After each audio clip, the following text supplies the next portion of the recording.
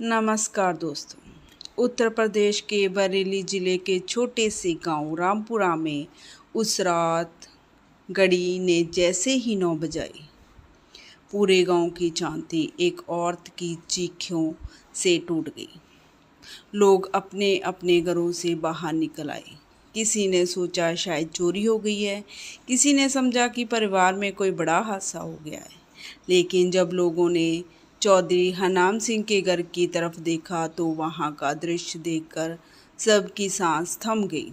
घर के आंगन में 60 साल के बूढ़े हरनाम सिंह सिर झुकाए खड़े थे।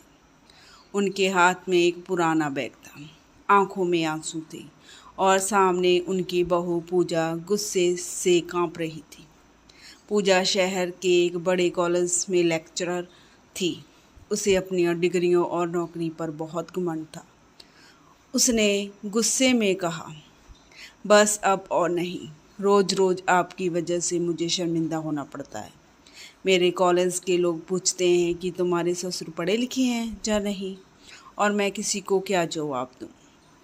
आप ना ठीक से बोलना जानते हैं, ना पहनना, ना उठना बैठना। आपकी वजह से मेरी इज्जत मिट्टी में मिल रही है। हरनाम सिंह कांपती आवाज़ में बोले, बेटी, अगर मुझसे कोई गलती हो गई है तो माफ़ कर दे, मैं आगे से ध्यान रखूँगा। लेकिन पूजा का गुस्सा शांत नहीं हुआ। उसने कहा, गलती? आपकी पूरी ज़िंदगी ही गलती है।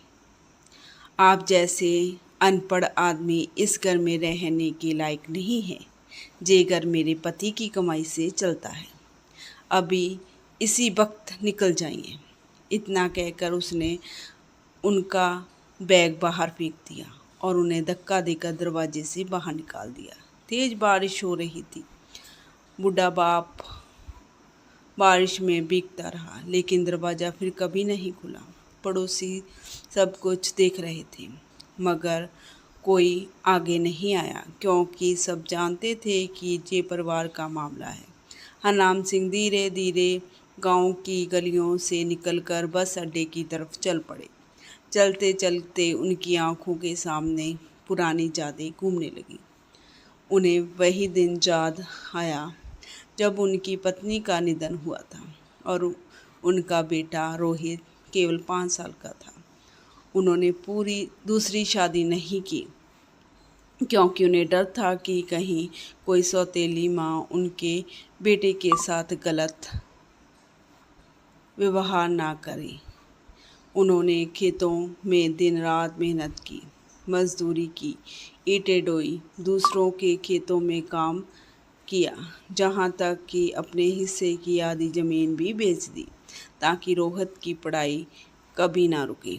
गांव वाले उन्हें पागल कहते थे कि इतना पैसा बेटे की पढ़ाई पर क्यों खर्च कर रहा है, लेकिन हरनाम सिंह हमेशा मुस्कुरा कर कहते, मेरा बेटा एक दिन देश की सेवा करेगा।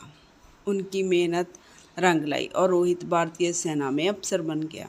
जिस दिन रोहित ने पहली बार वर्दी पहनकर अपने पिता को सलाम किया था, उस दिन हरनाम सिंह की आंखों में आंसू खुशी के आंसू थे। उन्हें लगा कि अब उनकी सारी तकलीफ खत्म हो गई, लेकिन किस्मत ने उनके लिए कुछ और ही लिख रखा था। रोहित की शादी शहर की पढ़ी लिखी लड़की पूजा से हुई। शुरुआत के दिन सब ठीक रहा, लेकिन धीरे धीरे पूजा का असली स्वभाव सामने आने लगा। वह हर छोटी बात पर अपने ससुर का मजाक उड़ाती।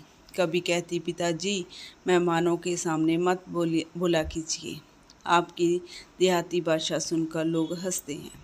कभी कहती, आपको मोबाइल चलाना भी नहीं आता, आप कितने पुराने विचारों के इंसान हैं। अगर घर में कोई मेहमान आता तो पूजा कोशिश करती कि हरनाम सिंह सामने ही ना आए। कई बार वह अपनी सहेलियों के सामने कहती, मेरे ससुर तो बिल्कुल अनपढ़ हैं, इनसे बात करके मेरी इमेज खराब हो जाती है। हरनाम सिंह सब कुछ सुनते, मगर कभी बेटे से शिकायत नहीं करते। उन्हें डर था कि कहीं बेटे का घर टूट ना जाए। रोहित उस समय सीमा पर तैनात था और महीनों तक घर नहीं आ पाता था। पूजा इसी बात का फ़ायदा उठाकर धीरे धीरे पूरे घर पर अपना अधिकार जमाने लगी। एक दिन गांव के प्रधान और दो बुजुर्ग किसी काम से घर आए। पूजा ने हरनाम सिंह से कहा, जाइए चाय बनाइए। बूढ़े हाथों से उन्होंने चाय बनाई, लेकिन चाय थोड़ी हल्की बन गई। बस इतनी सी बात पर पूजा ने सबके सामने कप फेंक दिया और चिल्लाकर बोली, आपसे एक चाय तक नहीं बनती, आपने मेरी इज्जत खराब कर दी। उस दिन हरनाम सिंह पूरी रात रोते रहे, लेकिन किसी से कुछ नहीं कहा। उन्हें क्या पता था कि अगली रात उनकी ज़िंदगी पूरी तरह बदल जाएगी। स्टोरी का अगला भाग देखने के लिए मेरी स्टोरी ज़रूर देखें और सुनें। स्टोरी को पूरा देखने के लिए आपका धन्यवाद।